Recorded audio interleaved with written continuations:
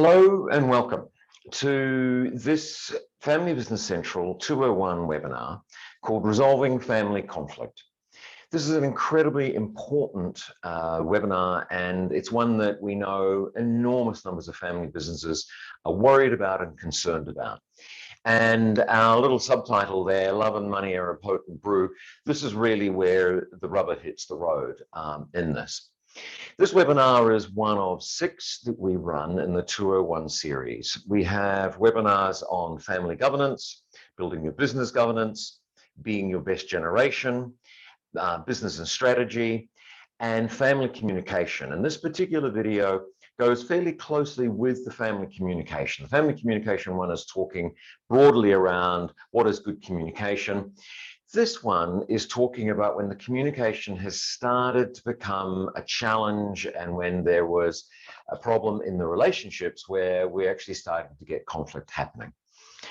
Probably the overall rule with conflict in any situation, but particularly in family business, is act early.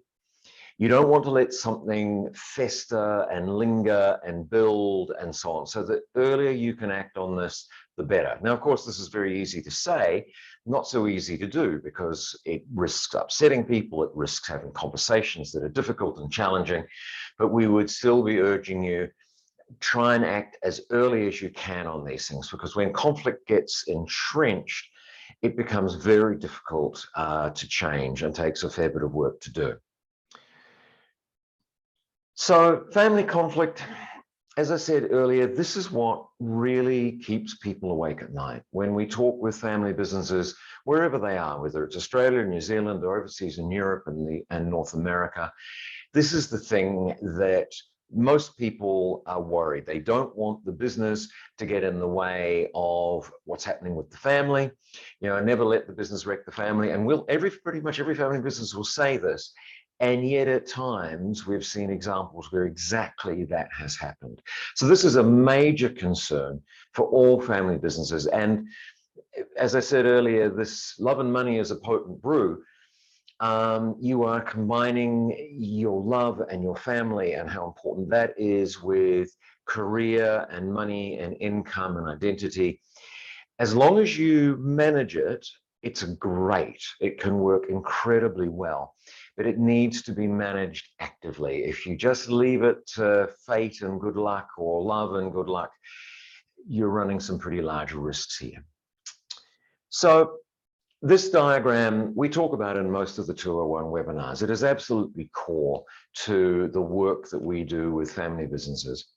And if you think about these 3, honesty, transparency, and fairness, they are enormously important in helping both resolve conflict, so high levels of transparency, so that people really do know what is going on. They don't feel like there are conspiracies happening. Their information is available to them, reduces the risks of conflict absolutely enormously. And we encourage our families to have certainly a level of transparency in what is happening and what is going on in both the family and in the business. Fairness is the other critical one. And we talk a lot about this because fairness is the thing that often drives conflict, particularly between siblings or sometimes cousin groups as well. If one is feeling that another has been treated more or differently or unfairly, you know, in some way or another. And the issue with fairness is that it's a perception. It's not necessarily reality. And some people may have a perception of fairness that is one way, and someone else in the family has a perception of fairness in the other way, and they're very different perceptions.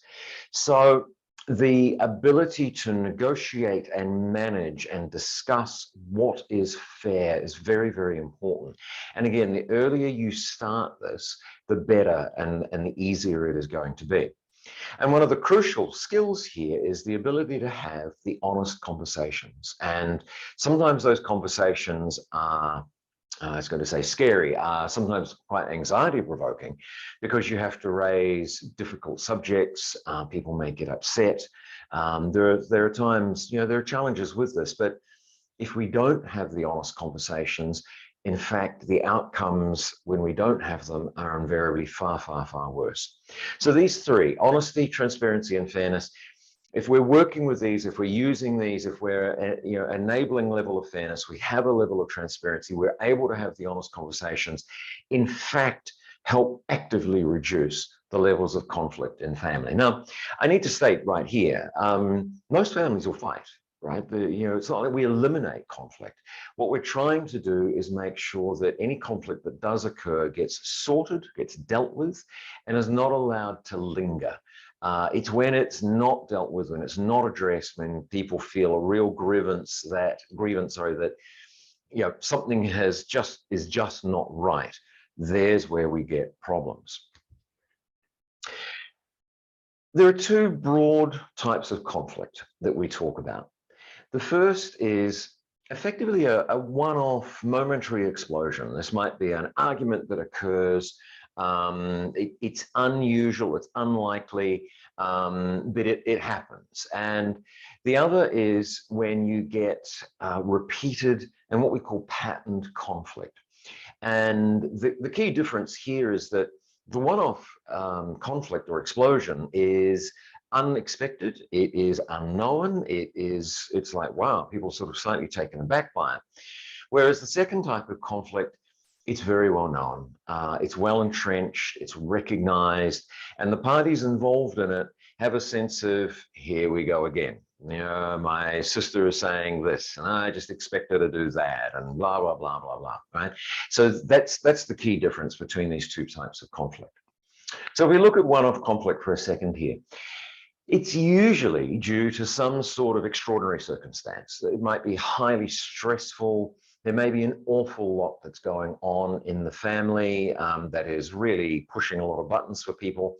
It may be a particular special event that has occurred, positive and or negative at times. A lot of conflict occurs, in fact, over clash of roles. And we spend a lot of time talking in the business and strategy webinar around this.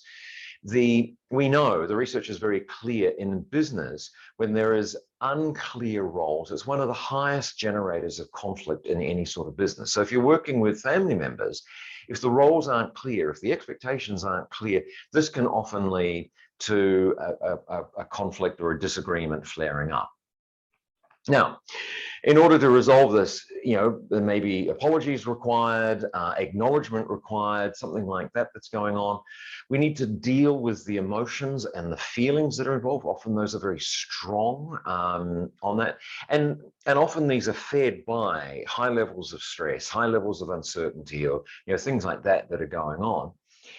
We need to really make sure that it doesn't become a pattern. We don't want this to become an entrenched form of conflict. Sometimes these things will occur because they're often part of a pattern that is sort of simmering underneath here, but we need to be able to address these.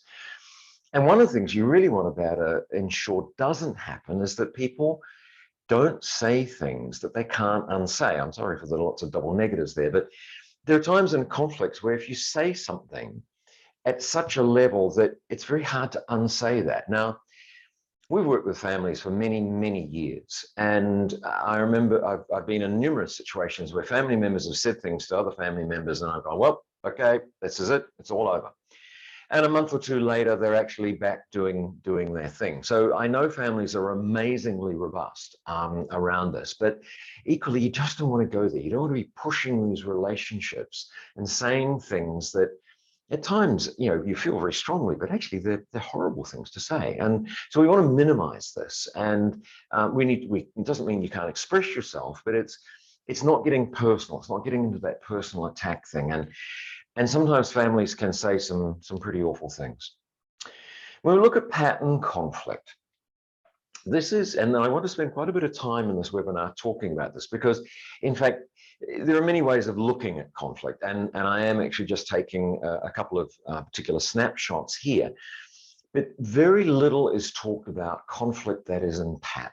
And it's between two people usually, and if other people get involved, it's mainly because those two people have sort of corralled people in to be on their side, and so you get factions starting here.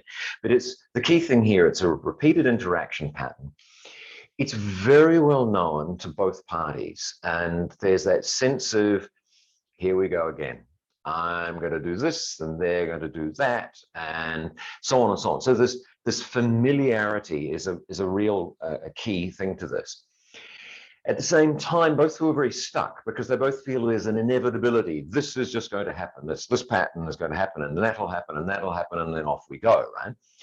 And so both parties tend to feel if only the other person would do this, or if only they'd be reasonable, or if only they would listen to me, or if only they'd stop doing that, right? And so both are thinking this, and because they're stuck on that.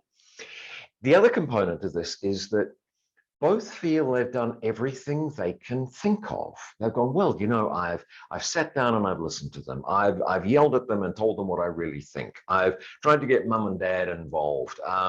I've tried to, you know, get a professional mediator in to do something. So there's 4 things, and we go, oh, well, I've done everything I can think of. The thing is, and the secret to resolving pattern conflict is actually shifting the thinking so that other options start becoming available. Because if you're saying, well, okay, I've thought of at least 5, maybe 6 things that I can think of to resolve this pattern, this conflict. Well, there's 6 plus there's 66 million other things that potentially can be done as well. And so actually there are ways of doing this, but at the moment we're stuck going, I've done everything I can think of. And if only they would do that, right? And both sides are thinking this and are equally stuck. And of course, as this goes on, the level of emotion is getting higher. And so the feelings are getting stronger, the anger, the disappointment, the hurt. And I'm going to talk about emotions a little bit later in this webinar. You're getting a real physiological response going on. And if this is not addressed, this can just be a catastrophe in some ways. And finally, because it's so well known and there's that interaction pattern, you see what you expect to see. So sometimes you might get a one party actually trying to do something different, and the person they're signaling to or saying that to see that as, oh well, that's just being there, or that's just what they would do anyway. And so you get the self-fulfilling prophecies coming through in terms of, well, I just see my brother like that, and that's just how he is, and that's who he is. And so that's the other component. We start to say this is a personality issue. It's them rather than the issue. And it's really important to separate the person from whatever behaviors or things that they're saying. If we start going, well, that's just them, that's just how they are. Well, if we frame it that way, then there's no solution because we can't change them. We can't change a personality.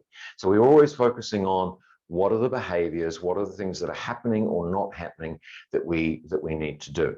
And so the self-fulfilling prophecy is, well, they just, you know, they do that and they're just unreasonable and so on and so on. And we don't see, or we miss out on subtle differences, positive elements, that sort of thing. And this is where the pattern can become so entrenched.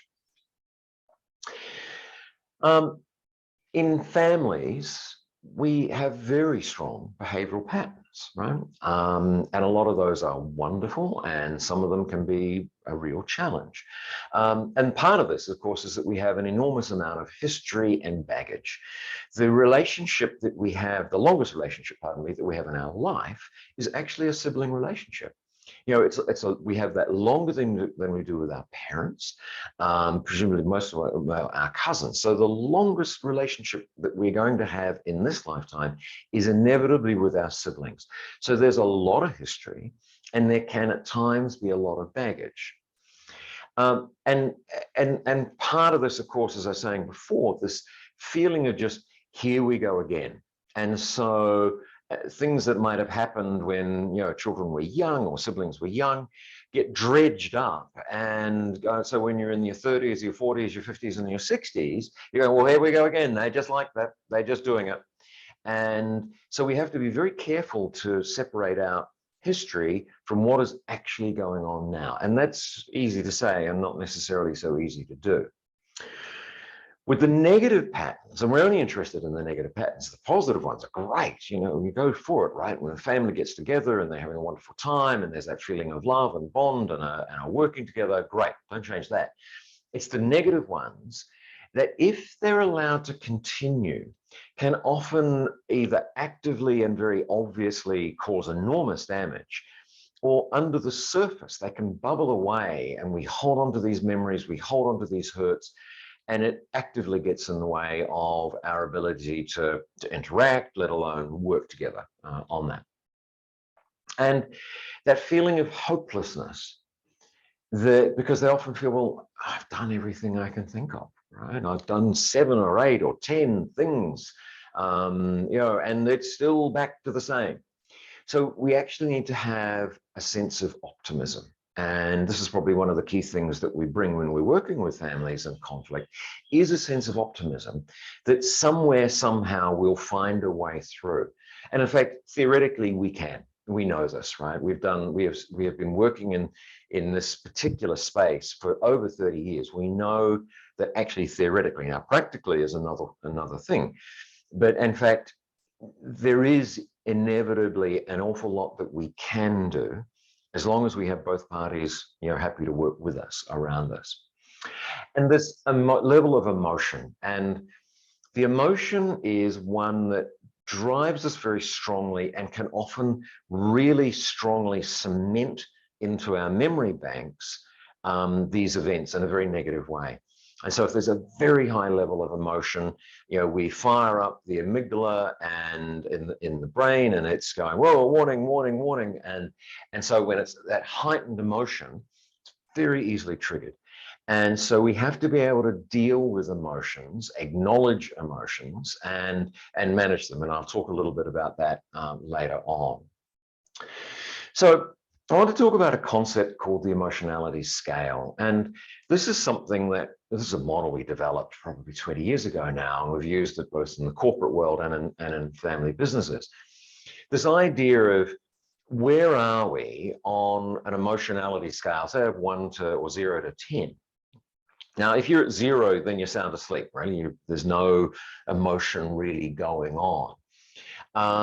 Whereas if we're at the other end of the scale, you have a whole lot of things that are really happening with the person. And these are often physiological. So if someone is really at a 10, then effectively they're starting to really lose control. They're completely overwhelmed by the emotion that is inside them. We've done some work with a very famous couples counselor called John Gottman, and if you Google any of his stuff, it's quite extraordinary stuff. An American couple, John and Elaine Gottman. The really interesting thing that they do, and they work with couples, and there's often a lot of emotion in when you're working with couples, is that they give them a heart rate monitor to put on. And if the heart rate monitor goes off after 100 beats a minute, they stop the session. And I remember talking to John about this, and he said, yeah, we just stop it at that point, because the levels of emotion for that person, if the heart rate has gone up to over 100 beats a minute, is so high, we just stop the session and we say, please, now go away, go for a walk for at least 30 minutes, just so that all the various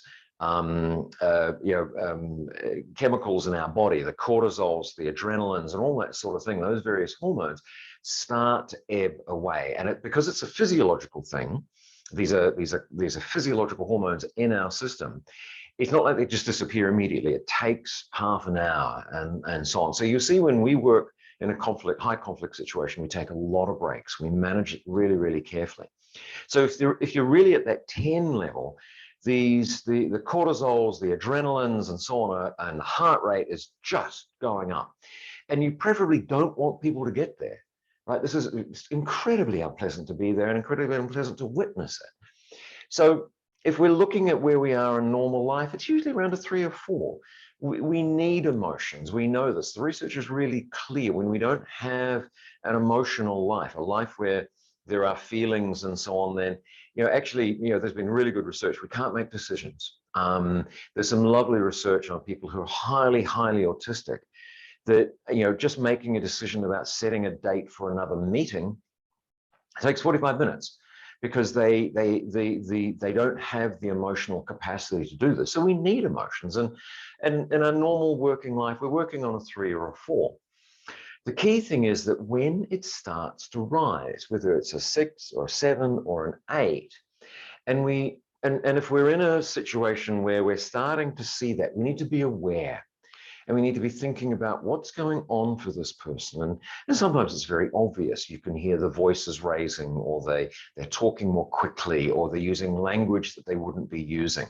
We need to monitor this and be very aware of, is what we're doing continuing to raise their emotionality scale, or is what we're doing actually bringing it back down? And because if you think when you get to an 8 or a 10, the listening skills have gone out the window. Right? It just that the at that level, they're not hearing a thing that you are saying. They are hearing things, but this is they are hearing what they expect to hear. They are expecting to hear attack. They're expecting to hear criticism, and that's all that they're actually hearing, regardless of what you're saying. So listening skills are going out the window. So engaging when somebody is at that level and trying to come up with a coherent argument about what they should be doing is a complete and utter waste of time. In fact, it just keeps rising them up. So when you're thinking about the emotionality scale, you're having really in mind is what I'm doing raising the emotionality scale up, or is it actually dropping it down? And that's the really important aspect. The other really key aspect, of course, is in any situation, there are 2 of them. You have yours, they have theirs. And so where are you on your emotionality scale? Because if you're in an argument with somebody, it's a 2-way street. And so their emotionality scale may be going up, and so may yours. And so if you're trying to sort of have a productive conversation, you need to be very aware of what's happening with your emotionality scale. Are you rising? Are you feeling, you're starting to get overwhelmed by the feelings and the emotions that are coming up? Sometimes people start shaking a little bit. Is your voice rising? Sometimes you'll see people, they get a red rash in their neck, right? And that's the emotions. This is how they deal with, or not deal with, but it's a sign that the emotions are starting to rise. So you need to be aware of what's happening for yourself as well as the other party, right? And if you see that in fact it is getting bad, that the emotionality scale is rising, if the best you can do is say, look, we need to take a break, then that's actually fine. It's better to do that than have the situation where things start getting said that can't be unsaid, and people starting really, really hurt on that. So if we look at emotions, they're an incredibly important part of us, but they can be very overwhelming at times. They absolutely involve real physiological, both reactions and processes. As I said, the cortisols, which is a stress hormone, adrenaline, we start to kick in that fight or flight type of reaction. People feel like sometimes we have what's called an amygdala hijack, where the amygdala which is the sort of the part of the brain which is scanning for threat, is just going off, right? There's like klaxons going off in the person's head going threat, threat, threat. And that fires up. And by definition, they're feelings. Now, if you think about what a feeling is or an emotion is, it is an expression of what's going on in them at the moment, but it's not necessarily the reality. It's their reality, but not necessarily the reality. But they have to be respected. And if they get some sign that you don't respect their feelings, or you're not acknowledging their feelings, then it just goes up. The emotionality scale starts hitting a 15 type of thing. All right? And so expect that it will take time and sensitivity to reduce. If someone is really upset, they're not going to click out of that in 2 minutes. They're not going to click out of that in 5 minutes, necessarily 10 minutes. You might need to wait till the next day to restart some of this. And these things, these feelings, these emotions, as I said, can be very overwhelming. We can sometimes not know how to deal with them.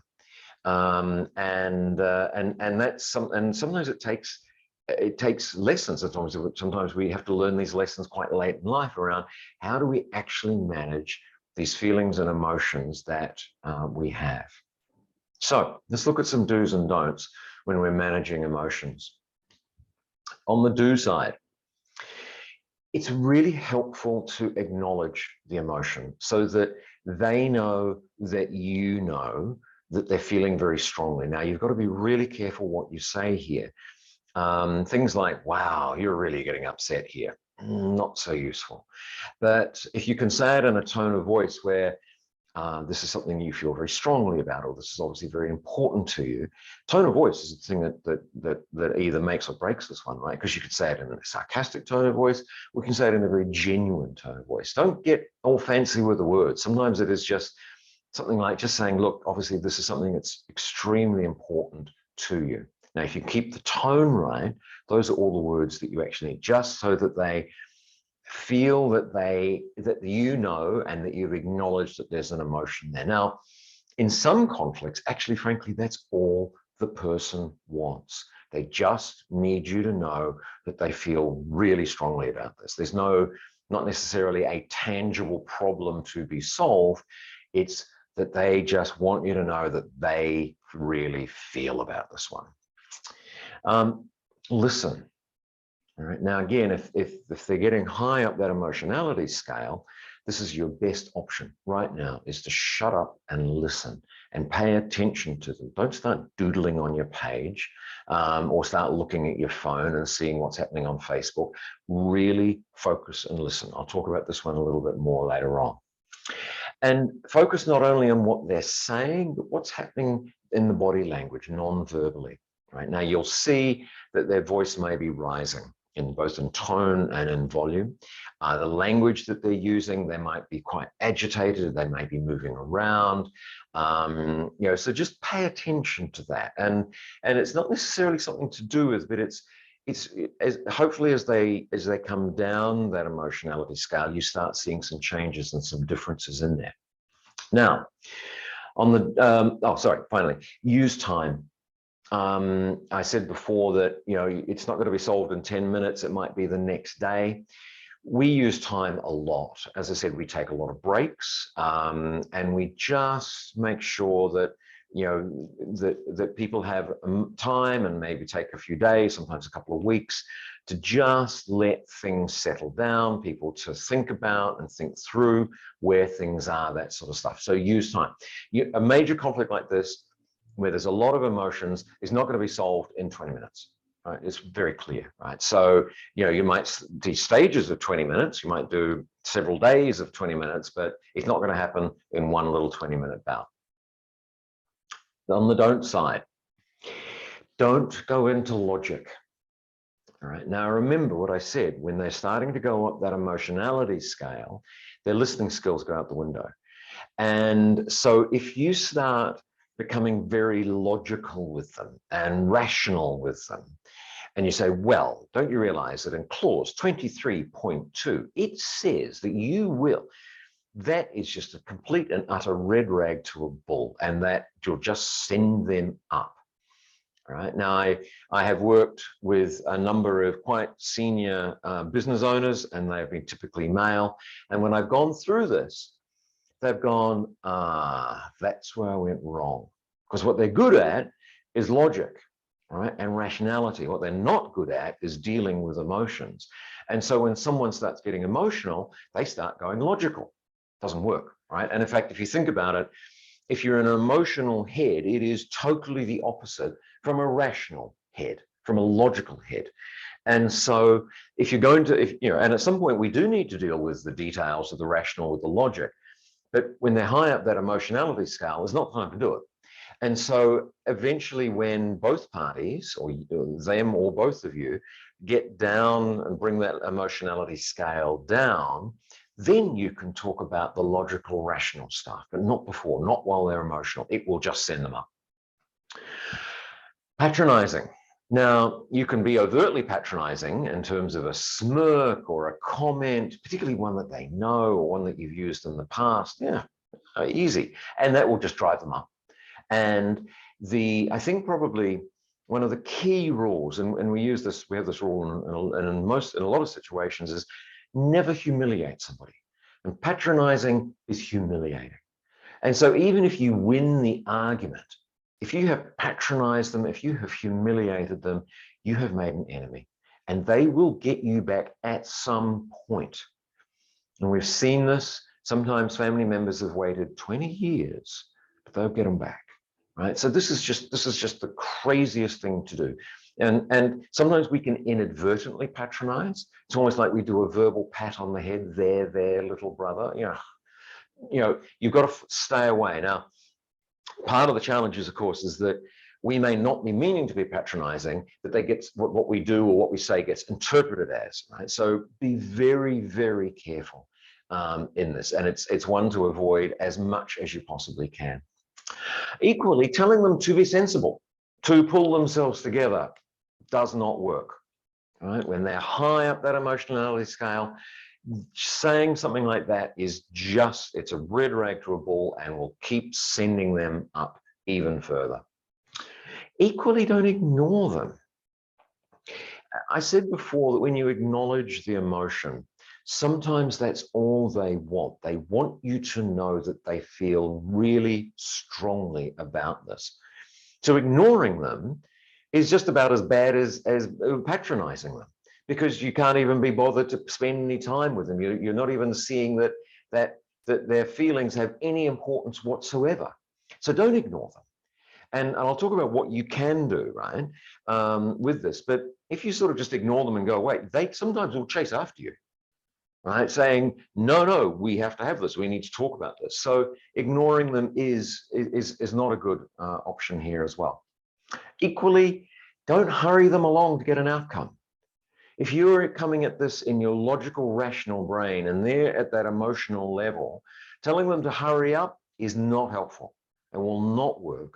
And in fact, it'll just make, it will make it worse, and it will take you longer to get to a resolution.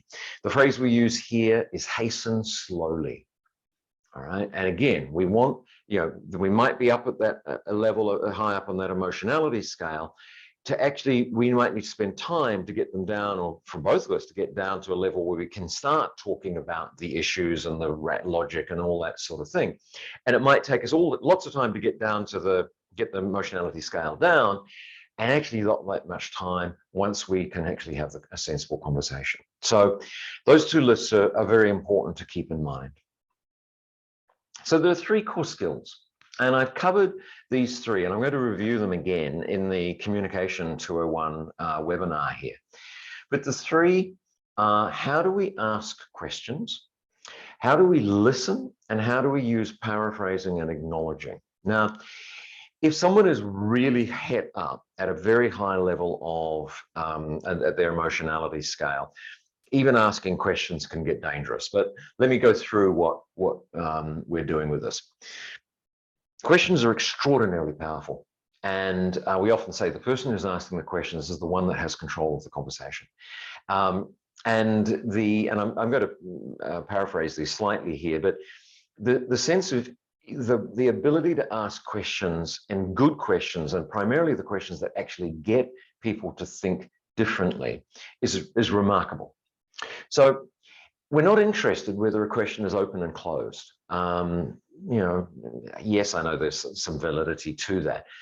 What we're really interested is a question that gets somebody to think differently.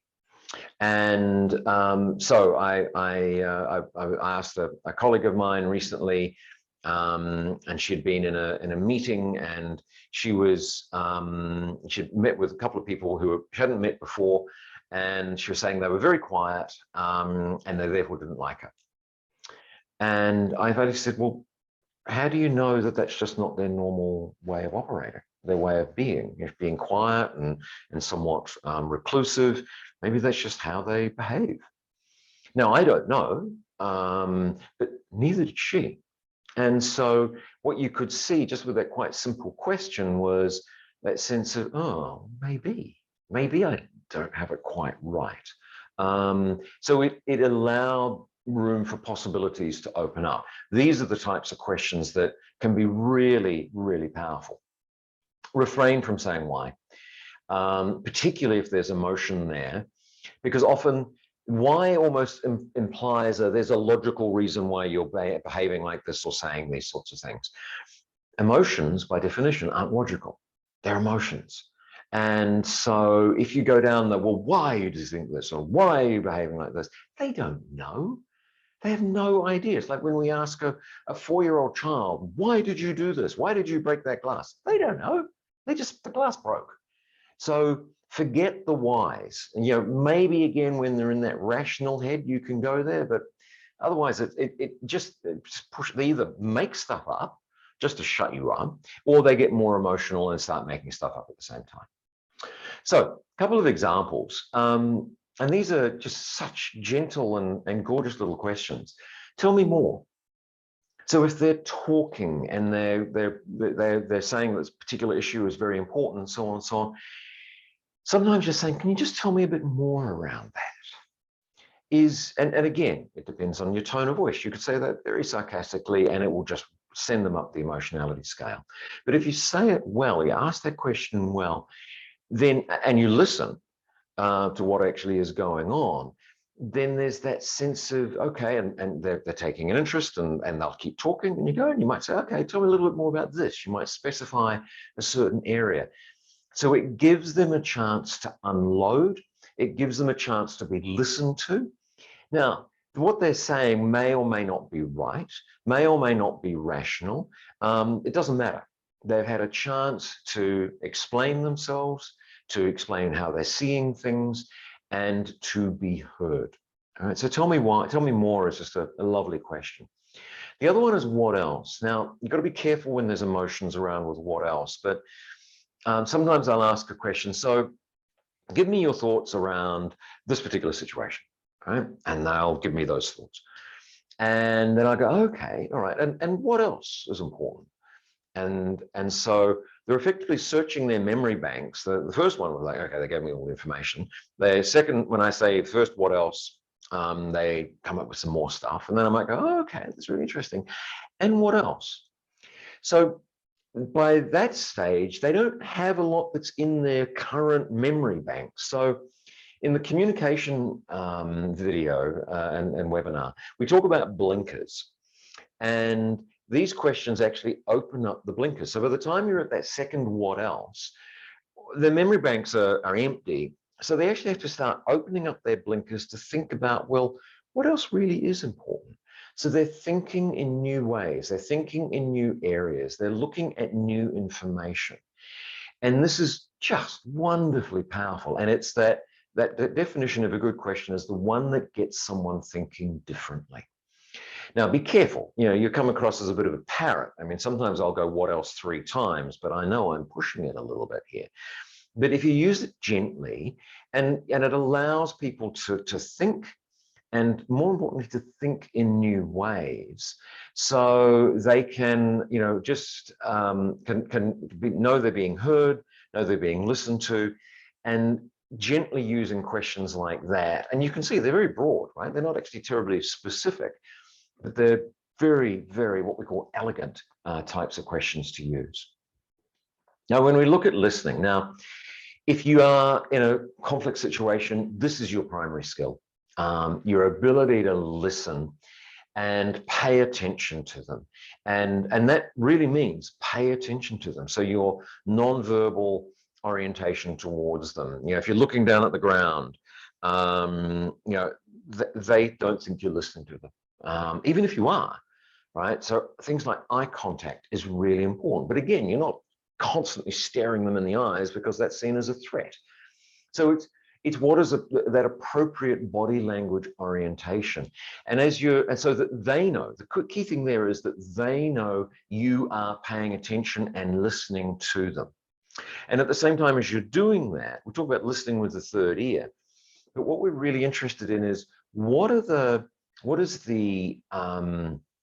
one of the things that they are saying that are sort of below the line or between the lines, if you like. What's the real message that they want you to get? They might be talking about a particular subject, but the level of emotion may be indicating to you that they just really need you to hear, regardless of the subject. They just need a chance to hear, to say their piece, do their thing. This is wonderful to say, right? Suspend your own opinion when listening, right? It's just not that easy, particularly if this is an old pattern, because you're involved with this. You're involved in this pattern as much as they are. It's a 50-50 deal, right? It's not a 30-70, it's a 50-50 deal here. So you're trying to suspend your own opinion. You're trying to listen to what are they actually saying? What do they really want me to get? What are the implications of this? And we can listen, if you like, to load up. And when we're listening to load up, we're just listening, going, okay, I can get you on that one. I can get you there too, right? Yeah, I can shoot that argument down. So you're just gathering ammunition to fire back. And if that's really your agenda, then you're just in a fight, right? You're not in this trying to resolve it. You're in a fight around that. So when you put your focus on the other person and suspend your opinion, and this is both verbally and non-verbally, interesting things start to happen here. Now, again, this is almost asking the impossible here. When you have a lot of emotion and you're in a pattern interaction with somebody, it's very easy to take things personally because by definition, there's a lot of emotion. So how do we try and separate ourselves out? And this becomes the awareness of your own emotionality scale. Now, this is not easy. Right? And I'm not in any way trying to say that it's easy to do. It's not. And in some cases, this is where you get a professional mediator to come in or a neutral family member to come in just to help, because it is difficult, particularly when they're family and you know them so well, to not take things personally. But that's what you're trying to do, because if you fire off and you start getting things personally, your emotionality scale goes off and you start sending rockets over to them. And then you're off. Now, finally, when you are really listening here, one of the fears that we have if we really listen to somebody, particularly someone who we're quite emotionally engaged with, a family member who we're currently annoyed at or angry at or whatever, that if we listen with them, then they'll think that we're agreeing. Right? And actually, this is where the paraphrasing really comes into the fore. And this is what gets us out of jail. And the paraphrasing and the listening are really critical when it comes to managing conflict here. As it says, it is one of the most powerful tools, completely unrecognized, I think. People talk about listening and asking questions, but paraphrasing is just such an important tool in your communication and managing conflict tool bag here. So with paraphrasing and with listening, as I said before, sometimes we are concerned that if I really listen to what my brother's saying, he'll think I'm agreeing, right? And in fact, nothing in this game says you have to agree. Understanding is really, really important. And if they get a sense that you understand what they are saying, understand their perspective or where they are coming from, often that just reduces the emotionality level enormously, but it takes skill to be able to do this. So what we want to be able to do, first off, is acknowledge the feeling of the emotion. I mentioned this earlier, right? If you acknowledge that there is they have very strong feelings about this, that this is very important to them, very useful on that. But then the paraphrasing is the important component, because the paraphrasing, we break it down into 3 steps. And this is really important in a conflict type of situation, that you follow these steps very carefully. So the first one is a phrase effectively saying, if I'm hearing you correctly. Now, other versions of this could be, from your perspective, you're saying. If I'm following you, you're saying. From your point of view, if I've got this right, you think, right? So those are all little phrases. And effectively, all they're saying is, this is your stuff, not my stuff. from your perspective, from your point of view, if I'm following you correctly. The message is this is yours, not mine, right? Because I just want to make sure I'm following it correctly. The second step is you do the paraphrase. Now, I tend to talk in bullet points when I'm paraphrasing.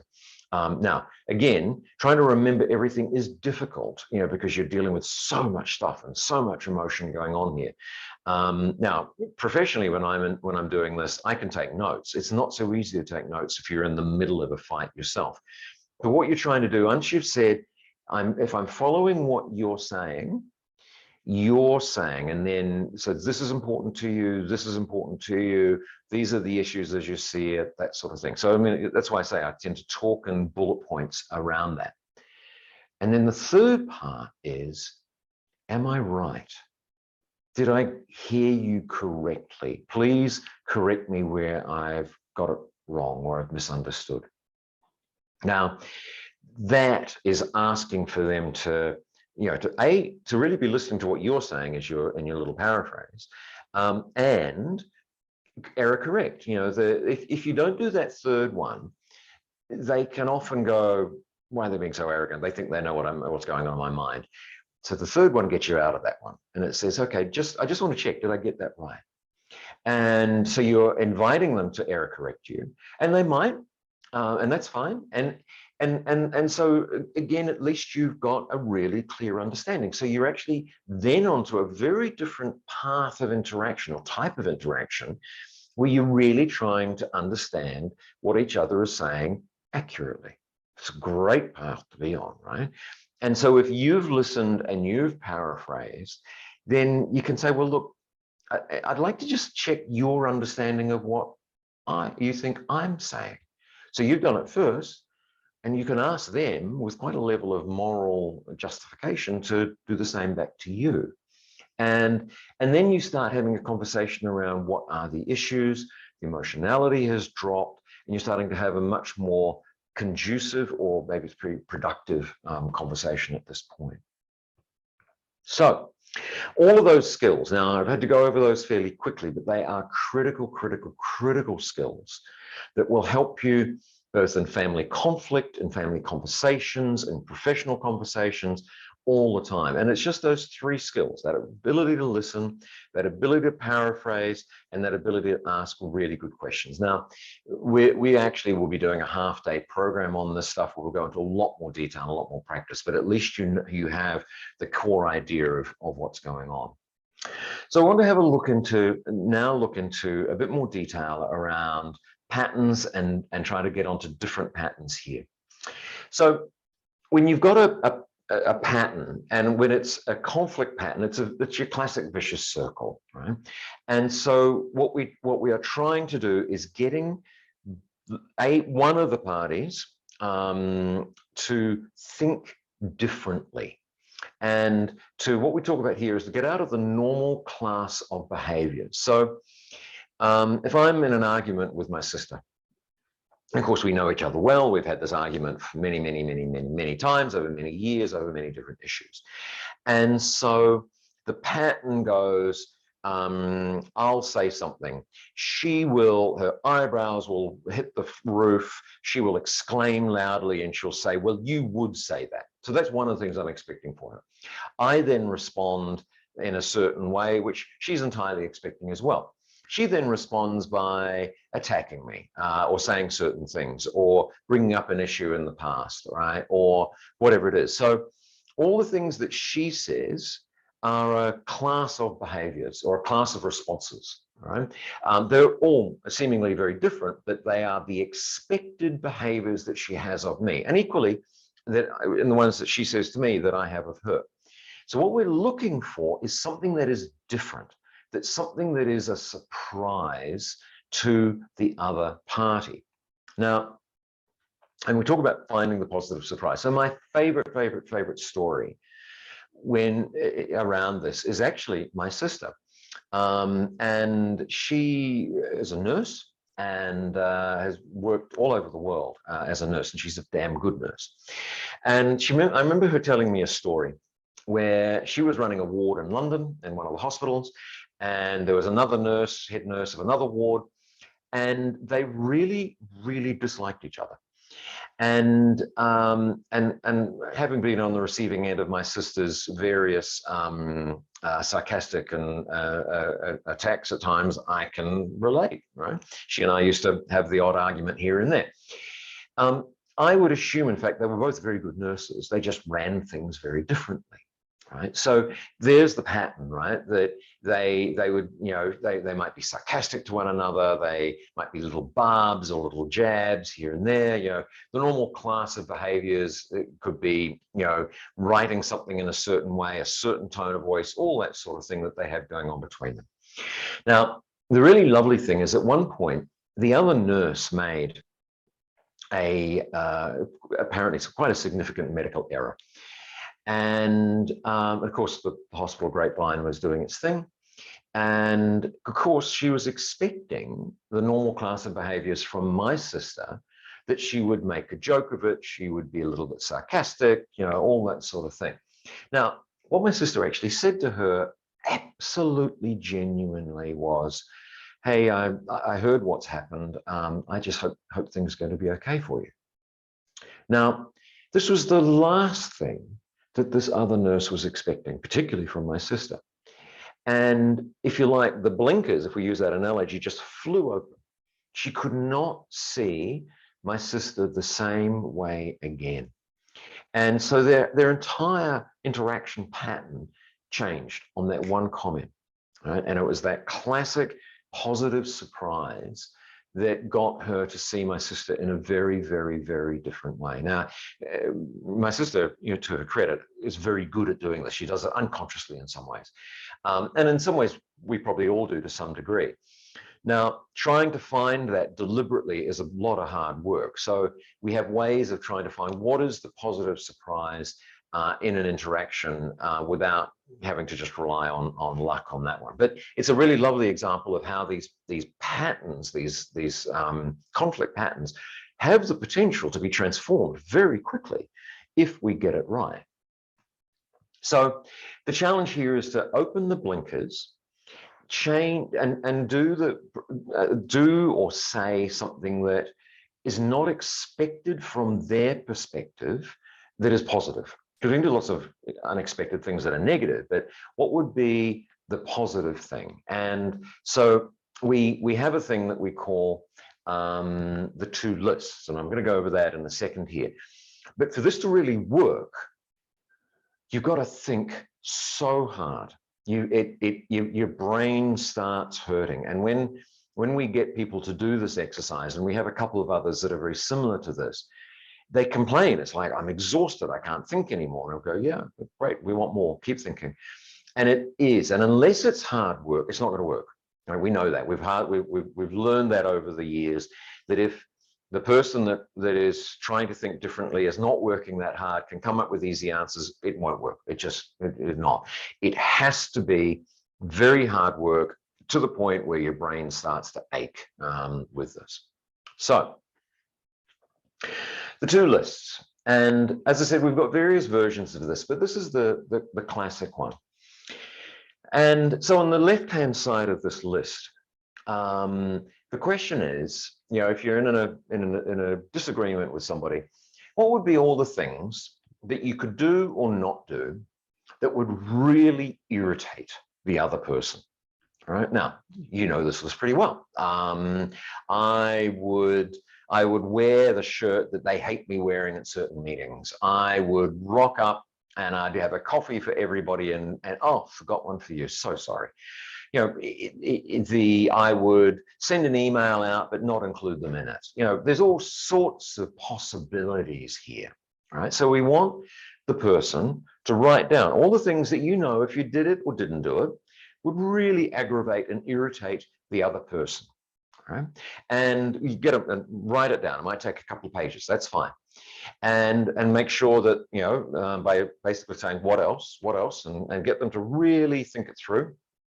And once you've got that list, this is clearly the list of, well, let's not do that. Because by definition, if you do any of those things, it irritates them. So here's your list of what not to do. Useful, but actually not the main game. The main game is on the right-hand side. So once you've got them working out all the things that they would do or not do that would irritate the other party, the real work is on this side, on the right-hand side. And the question here is, what would you do or not do that would be a positive surprise to the other person, to my sister, to my uncle, to my dad or my mum, right? Now, this is hard work, but this is where the main work is. And it's not just the opposite of the left-hand list. In fact, forget the left-hand list. I've done that work. The right-hand side is a real brainstorming.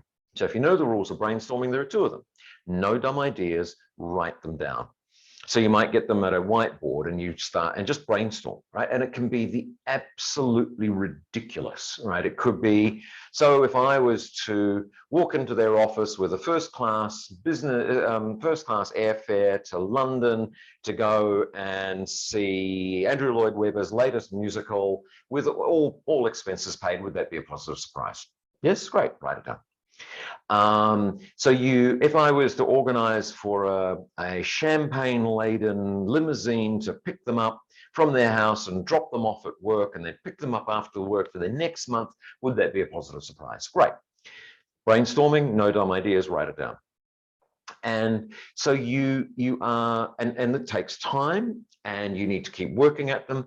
I demand between 60 to 100 examples on this right-hand list. I don't care how many on the left-hand list, not worried about that. But the right-hand one, 60 to 100. And there are some people who we've worked with who have had to come up with 65 examples of this sort of thing. And it's hard. So they'll get through the first crazy ones. They'll think of, their business tickets and the limousines and so on. But then once you pass the first 5 or 10, it starts getting really difficult. And that's important.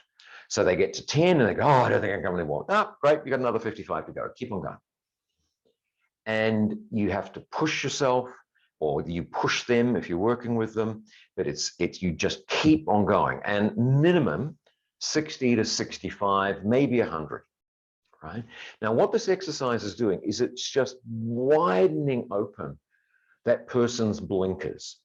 And it hurts, it's hard work, it's exhausting. I probably need a really solid glass of wine afterwards, but it's brilliant, right? And you write them all down. Now, the other party doesn't even really need to know this, right? It's because again, if you think of a pattern, it takes two to tango. They can't have a fight with you if you don't engage in the pattern. No, it's simple, right? So it's not like they can have a fight without you. They need you to have that fight. Now, if you're behaving differently from their perspective, then we don't have an argument anymore. We don't have a fight, right? So this list is really important. And once you've got it, you then go through, and again, with classic brainstorming, you've written all the crazy ideas down. You eliminate, no, well, I'm not going to pay for a first-class ticket to London. I'm not going to organize the limousine. But you then get down to, well, I would buy them a coffee in the middle of the morning when I know they usually go out for a coffee, and I'll get exactly the right coffee and I'll put their favorite biscuit on top that they like, right? And I just put it on their desk and walk away, right? So it's the definition of the surprise is from their perspective, not from mine, right? I might think it's a pretty simple thing to do. It's from their perspective. So what would surprise them? If they saw me doing it or not doing it, whatever it is, that they would be genuinely, positively surprised. There's the definition here. So once you've got your 65 on the piece of paper, and that takes time, that might take 2-3 hours, it's worth it, right? Then you can work out what actually you can do, and it might be the coffee. You want to keep them small, right? At the level of a coffee or saying hello in a different way or whatever it is, right? You don't want big, you don't want expensive, they're too risky. You just want small stuff because that's all that's required. And then you can start thinking, well, what you might do. Now, the interesting thing is what we've discovered with this exercise over the years of doing it is that just getting the person to do it. I remember I was coaching somebody and we were doing this exact exercise. And we didn't have time to finish it. So And he was working with a work colleague, and he'd done the left-hand list and was working on the right. And I said, okay, I want you to go take it home and finish this off and send it through to me. All right. We then met up 2 weeks ago, 2 weeks later, and I said, so how's it been? How's it going? And he said, she's changed. I went, really? He said, yeah, it's a totally different person. We work really well together. Now, actually, she hadn't changed. He had. The thinking that he had done, and to be honest, we didn't properly finish that exercise, but in fact, we didn't need to, because of going through that thinking exercise, he had changed his behavior subtly. He had started seeing her slightly differently. And so it was now different, and the interaction pattern was different. Right.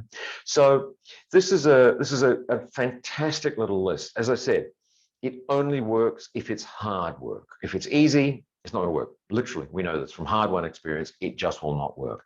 But it's something to be thinking around and how you might be able to do that. As it says here, can be done individually. The other person doesn't even need to know you're doing it. In fact, preferably you don't want them knowing on that. So as a summary here, conflict is usually very highly patterned. There's that sense of, here we go again. I know what they're going to say, or I know the type of things they're going to say. You might even be able to predict the words. It's amazing when in a highly patterned interaction, you know the stuff they're going to bring back at you and fire at you on that. Managing your own emotions as well as theirs is important, right? And in fact, it's very difficult to do, but at least be aware of yours. Be aware of when your emotionality scale is going up, and keep an eye on in terms of, is what you're doing sending their emotionality scale up, or is it bringing it down? And if it's going up, stop what you're doing. It's not working, right? We don't want them going up. We want that emotionality scale to come down. Use time. Take a lot of breaks. Just pace yourselves. If this thing has been around for a while, then if it takes a couple of weeks to resolve, then that's not bad. Okay. You're trying to find new ways of both thinking and interacting. This is that positive surprise. This is trying to say things that they're not expecting, hopefully in a positive way, and to change your view. That's opening up the blinkers as much as you can here. Look for that positive surprise. And again, small. It doesn't need to be big. It doesn't need to be big at all. It could be a different tone of voice. So that example of my sister, the positive surprise was that it wasn't said in a sarcastic tone of voice. She could have said exactly the same words sarcastically. It would have maintained the conflict. Saying it in a very genuine tone of voice, that was the positive surprise. And that is what changed everything. So as we're on a recording, we don't really have any Q&A, but please, if you have questions, please feel free to get in touch with us. Here are our emails at this point, Vivian, myself, and Bob, and our phone numbers. We'd really love to hear any thoughts, any feedback that you have on this. This is an important area. It's not easy, and it does take time. So please, if we can help, get in touch. We'd love to hear from you. Thanks so much.